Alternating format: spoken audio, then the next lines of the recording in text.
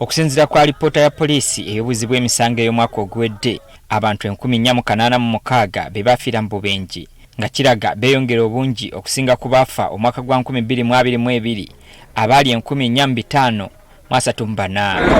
Ekisinga okwewuunyisa nti ku bano 1675 baali batambuza bigere.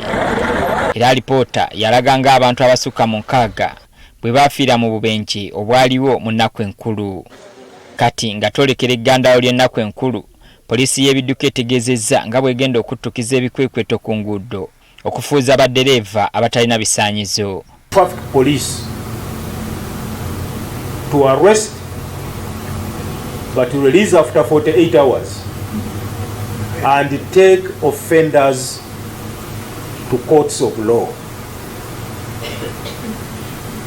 If you are the unfortunate one, you may be arrested during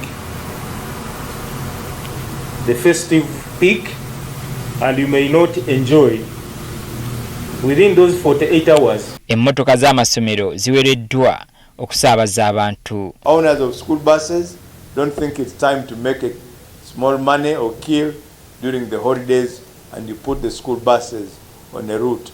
Those school buses have no routes and they're not supposed to carry passengers there. Minisita w'ebyentambula n'enguudo General Katumba Wamala atubulidde nga bwe waliwo ebiragiro ebiteereddwawo naddala kubavuga engendo empanvu. Baasi tebajja kukkirizibwa muntu avuze kilomita 3 kagende kadde. Abavuzi ba baasi bonna balina okubeera ne badge ne driving license. Minisita Katumba Wamala era alabudde baddereeva okwegendereza amakubo naddala mu biseera bino eby'enkuba. Drivers should be cautious on the wet road surface to avoid skidding. The police has already given a traffic alert and alerted you that